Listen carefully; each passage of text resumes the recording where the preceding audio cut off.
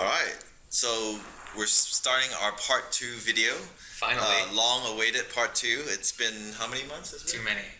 Wait, how many? 6 months? No.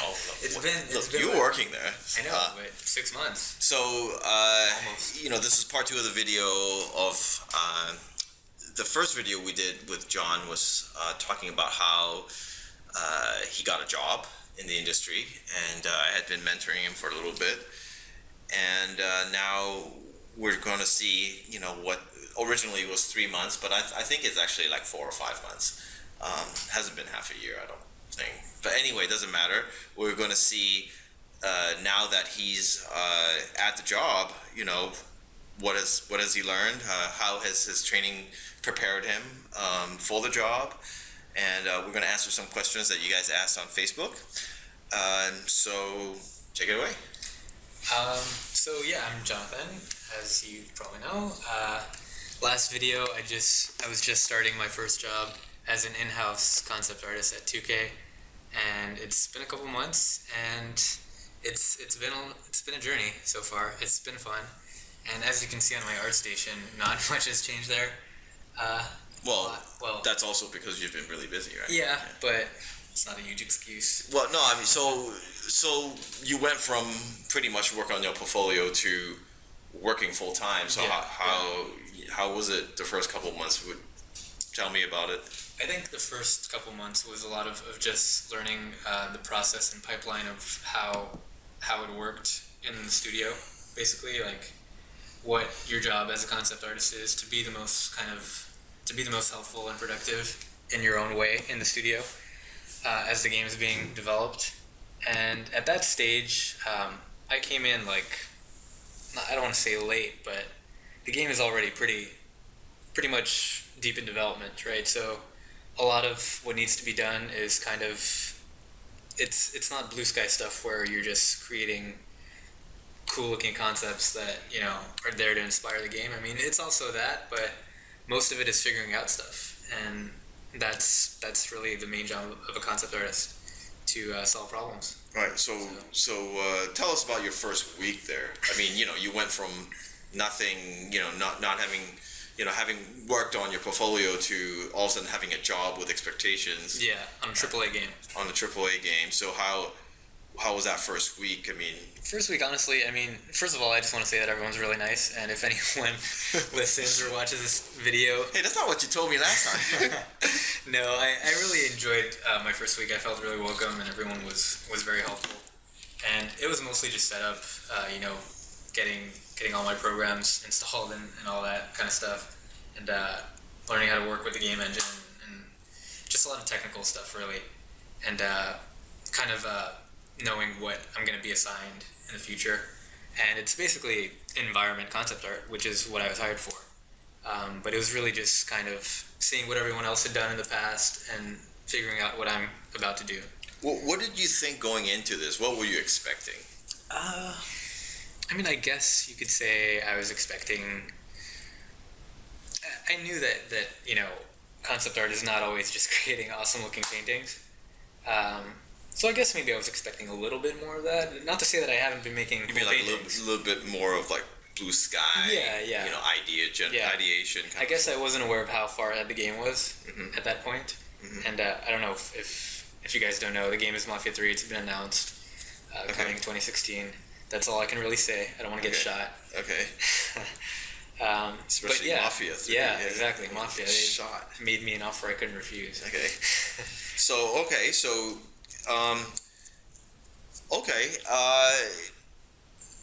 I guess that answers the first question, which is how, does the reality match the expectation before entering the industry?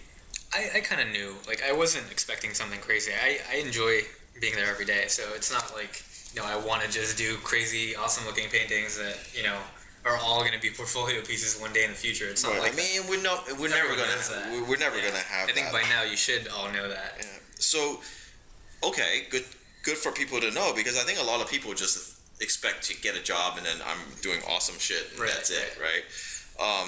How do you think, let's say your time at school or our time, has it actually prepared you for this job, or do you feel that there are things that people should, that you should have done more of, or? I think what it helped me most with was kind of prioritizing and just knowing what I need to get out as a deliverable product. When you show a painting, like how far ahead it needs to be and how accurate things need to look for you to be able to show it to an art director and get good feedback. So, that school, I can't really say that there's always work ethic that you get from school, but it's not really applicable to concept art. How about the stuff that we did? Do you think that there's some things take away that you think, well, okay, that prepared me, or oh my god, I wish I would have done? I think, for example, you just teaching me how to think critically about everything and kind of prioritizing what's the main objective of what we're trying to concept out when we have an assignment, right? So if the assignment is to do a specific building, then all we care about is following the brief and designing a building to this specific kind of specification that we have. So it's really, you need to prioritize and know how to get all your reference first. You need to know what reference exactly to use and not get sidetracked and try to go off topic and do something of your own kind of crazy idea. Especially in a game where there's a very clear vision of what it's supposed to look like. You have to really know how to follow directions. Okay. So, how about time? Time, is that... Time. Yeah, it always helped with you pushing me to get ideas out faster and just get work out faster in general. As far as specifics, I would say usually for an environment concept piece that you would do, that I would do every week, generally I would have a day or two, pretty much, for like either an interior like this. Yeah, pretty much. So, do you, obviously before the job you could spend 2 weeks on it if you wanted. This is obviously, I can take my sweet time and make it look pretty. Do you find that you can't do that at work, or? I try when I have the time. I can try to always push it as far as I can, but the important thing is if you have 2 days to do a piece like that, you need to make sure to get all your reference within the first hour or two. Get it started, have something already where you already know where it's going to be the next day, and then just finish it up the next day. So pacing yourself is definitely important. Pretty much. Okay. So what are some of the other things that you think, going into a situation like that, you would need to know? Is it do you think 3D is important, not important? Do you think, what do you think? I will say that for me personally at 2K right now, at this stage of the game development, 90% of what I'm doing is 3D paintovers. So basically, sometimes there will be gray box of a level, of a mission, or whatever, and it'll be to various degrees of completion, right? So sometimes it's just literally like blank boxes with no other information. And other times it'll be like something textured, something with a bit more detail that you just need to take to the next step, or like solve a specific problem. Where does this go? So next step meaning like lighting, photo bashing, painting. What? It depends on what they really need at the given time. Yeah, sometimes they'll need something that's more mood oriented. They're it'll already be figured out mostly. So your job is just to do the mood. Other times it's not far enough along where you need to actually just figure out all the details, like the materials, the lighting, everything pretty much. Okay. So well that's good it really varies. Yeah. What do you recommend for like people who are coming out of school? They're looking for their first job. They're they really they don't know what to expect. Yeah. How what do you think? What can you say to those people that can give them a couple tips, like, hey, do this, don't do that? Well, I guess let's just assume that you're focusing on environment concept art. Right. I would do a lot of, not a lot of, you do want to have, this is the portfolio that I was hired on, basically. So I can't really give you other examples that I think would be better. But you do need to know your perspective. That's very important. You need to know how to use 3D. Even if you're not going to use it heavily, you need to know how to use it. Show that you have an understanding of materials. That's really important. If you can have a portfolio piece that looks like it could be part of a level in a game or anything, that's always great. I don't really have anything like that, I think. but it's But you always got good to hired. have. I mean, I think you got, yeah, I mean, you got hired, and it's not, I mean, it's important to know that you can do the basics. Yeah, yeah. And that you can apply. Strong foundation skills are always important, Yeah, regardless. I mean, to me, I always find that it's the problem solving side of it, you know, and that could be problem solving in terms of lighting. It could be problem solving in terms of design. Yeah. You know, like what goes in their composition. It could, you know, anything. You know. I think even just a knowledge of art history is not like crazy knowledge of art history, but for example, for me, with this game, it's based on a real location, and you have to know like when people are gonna, when the art director tells you that they want this sort of style of building, or to research this area in the city that you know you're gonna do, you have to know those terms. You have to know like what neoclassical kind of architecture is. You have to know what kind of just really know about all these cultural Yeah, I differences. mean, and just for the people who don't know, yeah.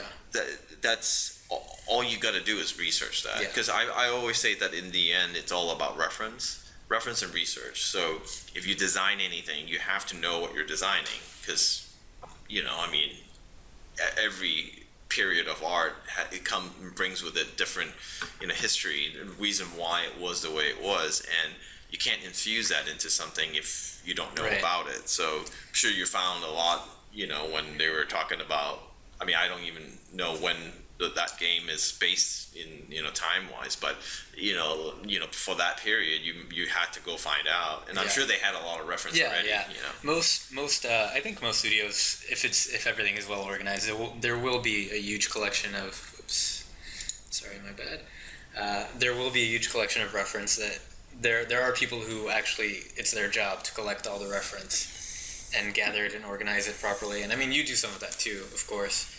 But usually the art director and the art team have a clear idea of what they want, and hopefully that's why games look good when you have a good team. So how about, you know, dealing with, say, the art director? Is, you know, like what you know, in your journey to, you know, before your job, I mean, what has prepped you to deal with, you know, because a lot of people who go to school, they don't understand what it is to deal with an art director, or you know, somebody above them that they have to please. Okay. You know, or it could be an art director, it could be a client. I mean, Yeah. depending. But did you find that easy, difficult? I mean, obviously, you know, not looking for anything negative in terms of like. Right. Don't fire Yeah. me. but at the same time, you know, like, did something help you, you know, to deal with it? I mean, I think personally right now for this job, I'm not like sucking up or anything. It's been really easy. Yeah. No, it's been great because my art director, we have a meeting once a week with our concept art team, and basically the feedback is usually either tied to kind of a certain thing that needs to be in there because the game needs it, or maybe the art director wants a few more touches of this era or period that need to be in there. okay. So it's usually that kind of feedback. And if you understand what the game is about, you should understand kind of what the art director is looking for anyway. So, I mean, I've been looking. I think it's if you can communicate with people, that's a huge thing. Just communicate with people. Yeah, but that's not so easy, you Yeah. know, because a lot of people have a hard time. Artists are like that. So, I mean, that's you know, for a lot of people who might not realize, that's actually a very important skill to Yeah. have. And I think partly when, you know, we've been sort of working together, I've taken a much stronger role, and I'm not ashamed to admit that if you can get through me, basically everybody else will be a cakewalk, because I was very hard on him, and I certainly, you know, I didn't make anything easy. Yeah. But at the same time, I think, you know, I have to stop that. Sorry. At the same time, I felt like that's my job, right? Yeah. Because otherwise I wouldn't prepare you. Which leads me, okay, so... Well, I just want to say like something about even small things where don't be afraid to ask questions. Even if you're already on the job, it's much better if you ask if you don't know something. Because you don't want to pretend that you know what someone is asking you for, and then you just deliver something completely different and you wasted all this time. So even if like you have to ask someone how something works in the software, even like don't be afraid to ask that. Your lead will help you. You know, ask anyone else on the team. More often than not, people will be happy to help. Yeah. And I mean, I don't know that I've been on an art team where people are just like, you know, complete dicks. I mean, I just haven't been in that situation. But I've had clients who are difficult.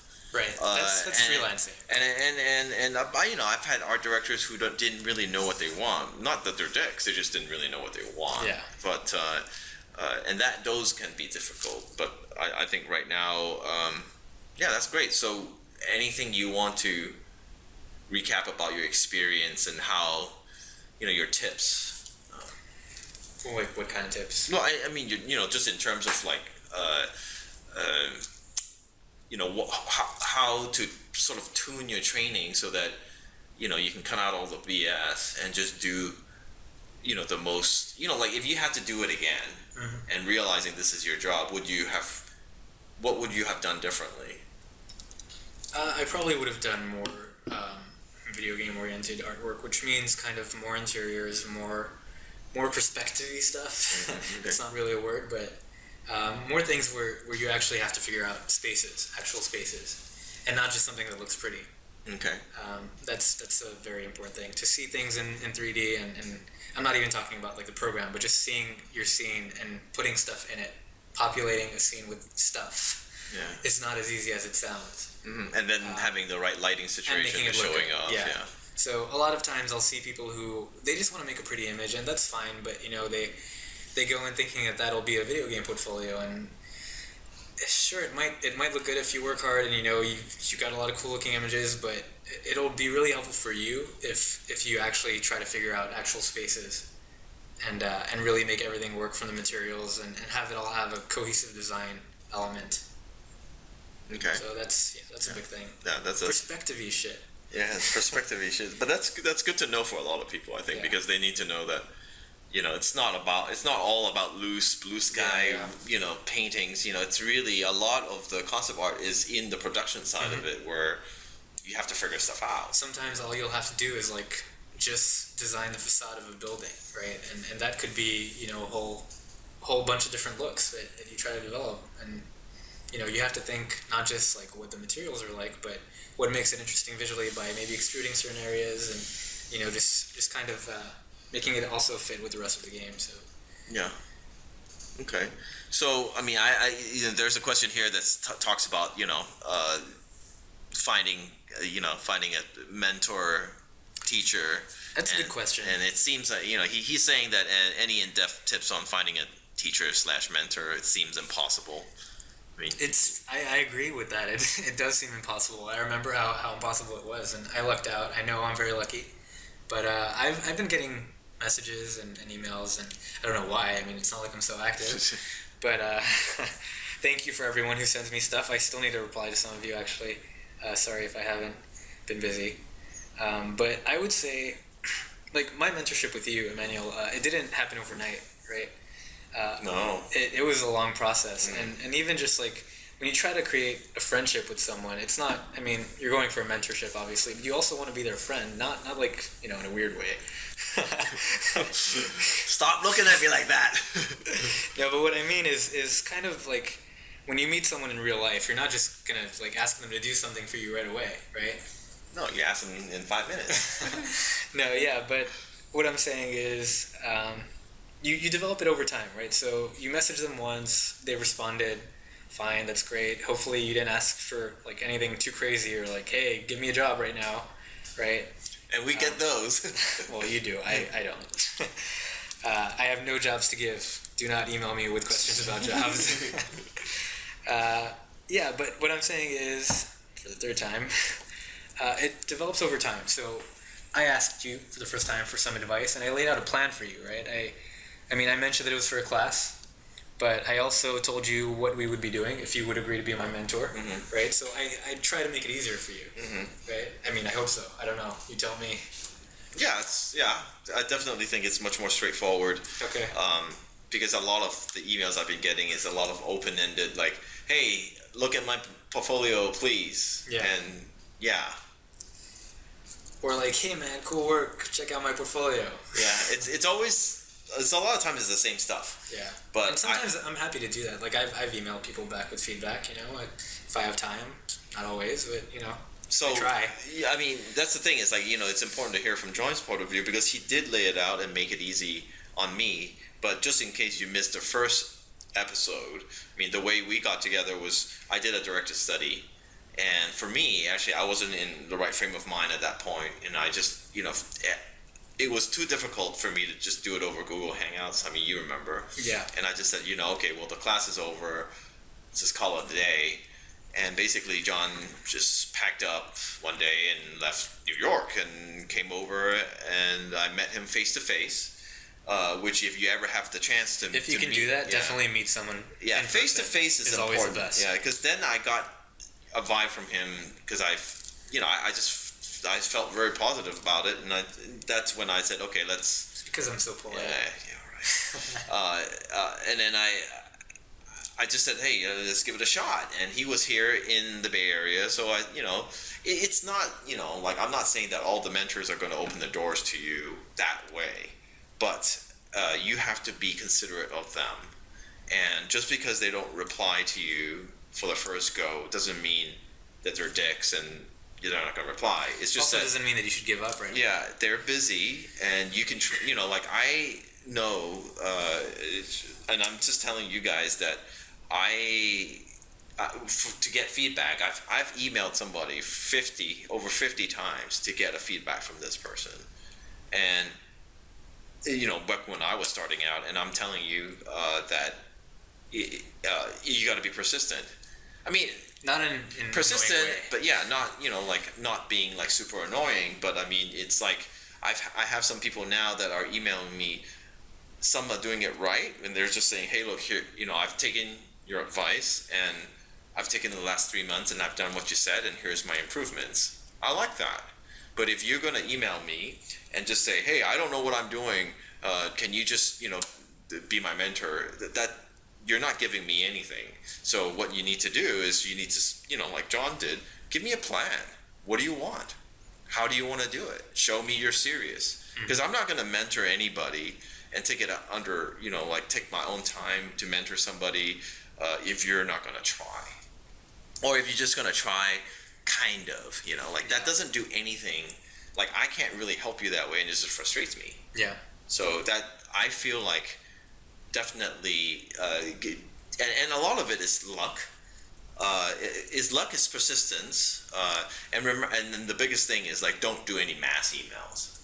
Yeah. I mean, I've had some where it's just like I know you've emailed like 50 people with the same email. I mean, and I think you mentioned that the previous video too. So we won't go into that. So that's I aside from also just making sure that you email the people you really like their work of. Like you really like his work, email them, see what they have to say, and then the other thing is also, please guys, be more scrutinizing on your own portfolio, because when you're doing work, you know what the level of work out there is. I mean, it's all over the place. An ArtStation, it's everywhere. And I think a lot of people ask me, hey, am I ready for a job? Can you give me a job? Can you mentor me to get a job? But when you look at your own portfolio, how does it stack up against the professionals out there? And you really have to look. And that brings me to, a lot of times I think people, they just don't realize that their work is not up to par yet. But the easy way is just go look at really good people and people that inspire you. Make those images something that you look at all the time. When you make an image, compare it against that, and if it stacks up, then you're there. If it doesn't, then keep going. And if if you have a specific question, right? If someone says, "Hey, I'm trying to get to this, but I've done this," it's a lot easier for me to. That's where the mentorship comes in. Right. It's a lot easier for someone to mentor you to say, "Oh, well, you're missing these 3 things." Mm-hmm. Then they can answer you and reply to you. And then you can work on that and then show them when you've worked enough and improved. Exactly. But when you just say, well, I don't know, here, look at my whole portfolio, and there's like 100 images in there, that turns me off immediately, and I honestly don't have the time to go through that. So, really be aware of that. And, I'm not saying, hey, hopefully this doesn't just flood me with more. Probably will. And I'm happy to look at it when I can, but when people don't reply you, just remember, I have I have more than one full-time job. Well, I have one full-time job. Sometimes I have part-time jobs. I've got jobs.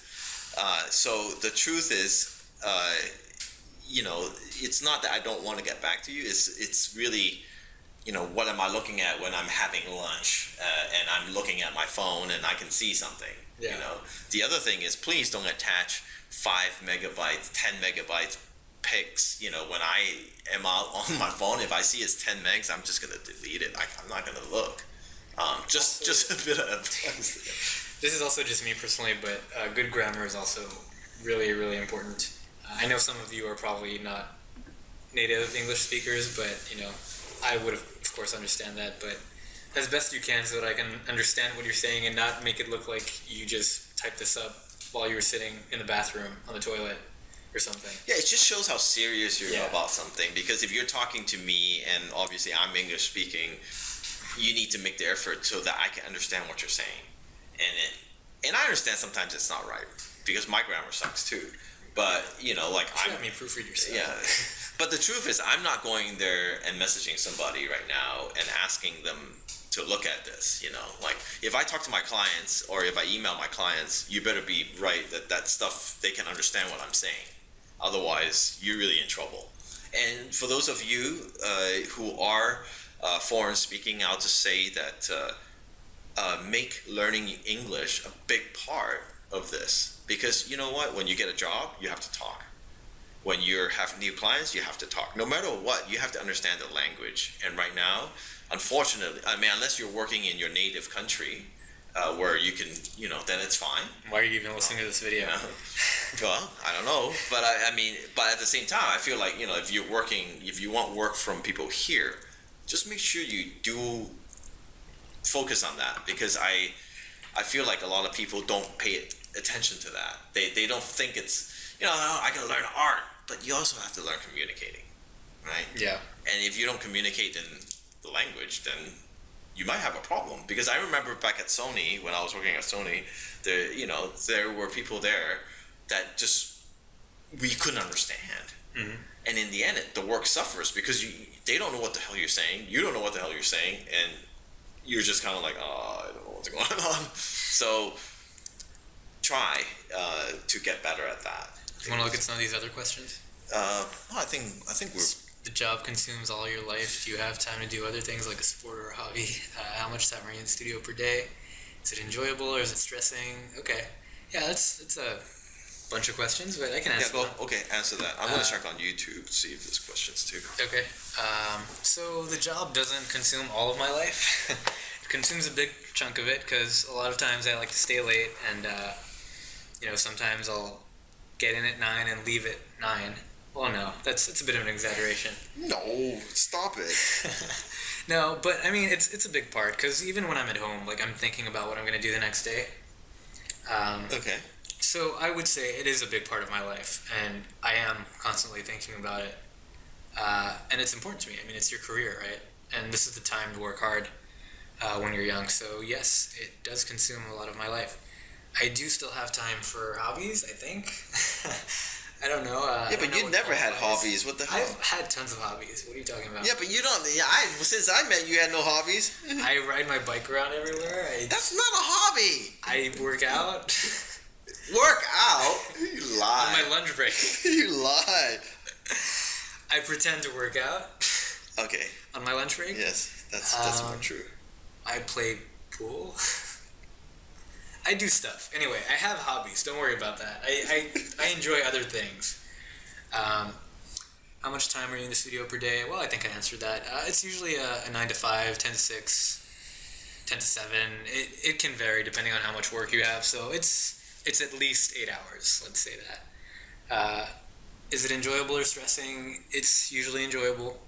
Even when it's something mundane and boring, like it's still you're working on a freaking game that's going to be played by tons of people, and you're a part of that. How can that not be enjoyable? So, yeah, I would say it's enjoyable. Yeah. Stressing, that just depends. Each person handles stress differently. Sometimes you'll have a lot of paintings to go through in a week, and that might stress you out. I'm okay with it personally. I might not have the happiest face on all the time, but I'm totally fine with stress. So. I mean, has it been really stressful? No, I mean, it really hasn't. Sometimes for me, maybe I think I maybe I set my expectations a bit too high for my own work, so I tend to stress myself out a little bit more. Mm-hmm. But I mean, that also creates some of the better work, though. Yeah, because you care a little bit more. I would hope so, but it hasn't been like crazy stress. It's usually fun. Is that any more questions? No, well, so I'm actually, I'm just reading some stuff from YouTube, and one of the common factors is, and I have replied to pretty much every comment. I've replied to every comment that's in the YouTube thing, but I can just say that a lot of people are asking about schooling. Mm-hmm. Especially here, they're saying, "Hey, I find that a lot of people don't want to go to school anymore." That's fine. And they feel like, "Hey, look, like it's unneeded." I mean, I'll go into it after you do. What do you think? Well, I was just going to say that if you put the same amount of workload on yourself that a school would normally put on you, it should be the same exact thing. It's just up to you, basically, to put in that time. That's the only reason that school is better, because it forces you to actually do the work. Yeah, I think yes in a way and no in a way. Sometimes. Yeah. So teachers are very important, right? I mean, without the right teachers, and the good thing about school is that you have different teachers. You don't just have one teacher. Yeah. And they have structured a program. Hopefully, it's a good school, and they've structured a program that teaches you from how to like shade, form, like light, composition, design, all the things that need to happen, they teach you. Mm-hmm. Right? Obviously, if it's not such a good school, then they don't do that, and then that's when you feel like you've wasted your money. The teachers aren't good. But I feel like also when you're in a situation with other people in your class, that helps a lot, because you're talking to your classmates and you're trying to figure out stuff. Like, it can't be your teacher telling you every minute what's going on. So these are the good things about school.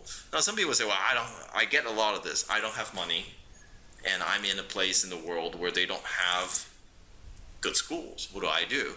Then yes, there are online forums, there are videos, but the problem with these videos is that nobody's really telling them from the ground zero.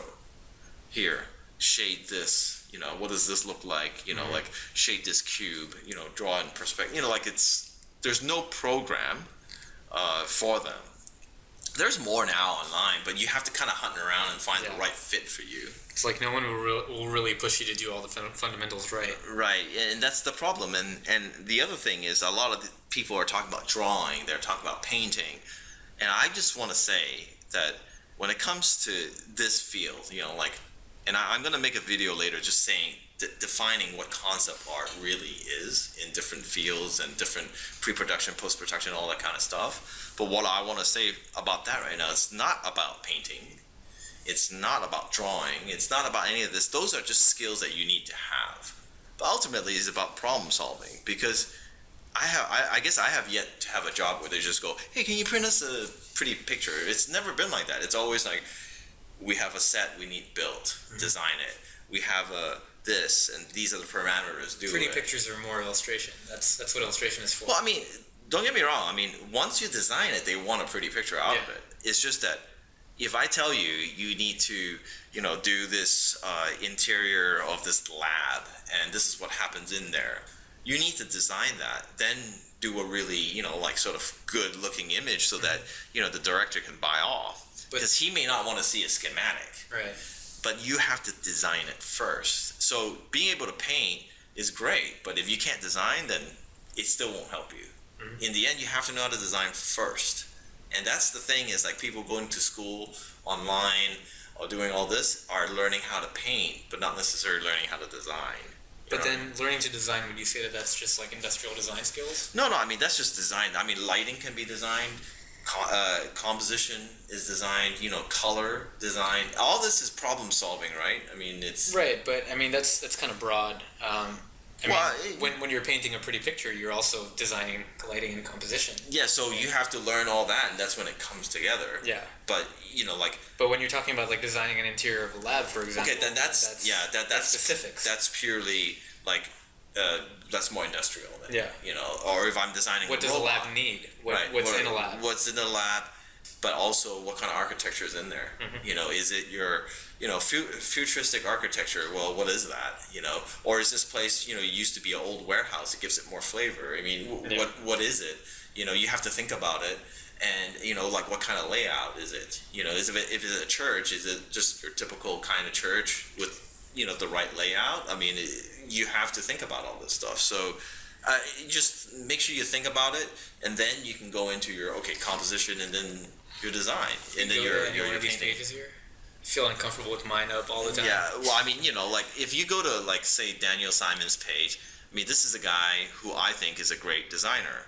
So you look at their stuff, and you'd be like, okay, well, if I want to design ships, that's but how much time he puts into designing any of these vehicles. So it's just one of those things where I feel like if you're into vehicle design, then study why Daniel Simon makes such great vehicle design. Exactly, and then you're gonna have to take some courses that teach you how to do that. But if that's what turns you on, then that's what's important, because that's the other question I get a lot of is, and I see a lot of portfolios. I don't know if you've seen it, but it's got everything in it. But everything is kind of like not that great. And I'm a big proponent of just do really good stuff for one thing, or not a million things. I mean, if you love hard surface vehicles, do vehicles. Be good at it, and you'll get a job. But if you do everything, he designed the bubble ship. Yeah, he did it. Yeah, he designed it. So you go to Craig Mullin's page. What happened to? Yeah, I don't know what happened to his page, but tragedy. Yeah, and for those of you, I don't know that anybody doesn't know who he is, but he is sort of the godfather of this, like digital painting. But he's based a lot of his stuff off of just old school principles. And if you want to learn how to do this stuff, then look at his stuff. And get make sure you have a bar, set yourself high and compare it. Do you want to make maybe like a differentiation here between works that are more like this, like Craig Mullin's works, where it's kind of just an overview shot maybe that was probably done for a game? Right. So I mean, if that was a game, let's say Assassin's Creed. This looks like it was Civilization or something. Well, I mean, let's just say it's Assassin's Creed or whatever, right? But that's a pretty good description of how it is, right? And so the main objective of this piece was to describe the general area. Yeah, describe so that the general area. Could know what to model and yes, and then give also a tone, right? Because it's general information, right? Because most modelers, even in your game, or modelers, lighters, all that, they need that. Artists. Yeah, they need that from you. They need a painting like that, basically from you, that says to them, "Here's how we're gonna like this scene. Here's how everything goes," because they're gonna follow this. This is what we want the final to look like. Right, they're gonna follow that. So you need to know not only how to paint, but you first you have to go, well, how would a street be laid out? Right. What kind of architecture? What period of history? Descriptive. Right. So, but you have to problem solve, right? Because the art director is going to tell you, hey, we need all this stuff. And then you're going to be like, okay, that's what I'm going to do. So, so this is more descriptive, right? Right. And a lot of what I do can sometimes be stuff like this, actually, because that's what's needed most for the environment artists and lighting artists, whatever. Right. So if you scroll up here. I mean, I don't want to compare myself to Craig Mullin's. Forget I even said that. No, but I mean, it's the same, let's look. The type of work is what I mean. Here, let's look at this image right here. So if you look at something like this, it's very sort of moody. I mean, it's getting more, moody, painterly. Maybe a lot of the stuff you can't really tell the details of. Although this one is actually not too bad. But you can actually get looser. Like if someone was to model that castle up to the right at the top of the hill, you wouldn't really know what exactly. So it's just giving you a feel of it, And then probably this might have been something that was more blue sky. Right. Maybe like inspirational. Or it could have been his personal piece. Who knows? But I mean, I know for a fact that when he does this stuff, he does it really rough first, even rougher than this, just to get a buy off. And if you hire Craig Mullin's, you probably want him to give you some really good ideas. And he's going to give it to you really nice lighting and good composition. So, it's very it's cool that way, but he's still problem solving all the time. Yeah. He's because this guy has I think He's got years he and went years to of he went to Art Center for Industrial Design, and then I think he went back for another thing. But I mean, he's got a video online, so go check him out. He's awesome, and I think he's gonna have classes actually on schoolism. So I keep looking for those and I don't see them there. yeah, not yet, but I think that he will. But I think choosing your classes online important. Like and the easy thing is just look up your instructors. Do your research, right? I mean, just don't go with who's hip and who's hit, right?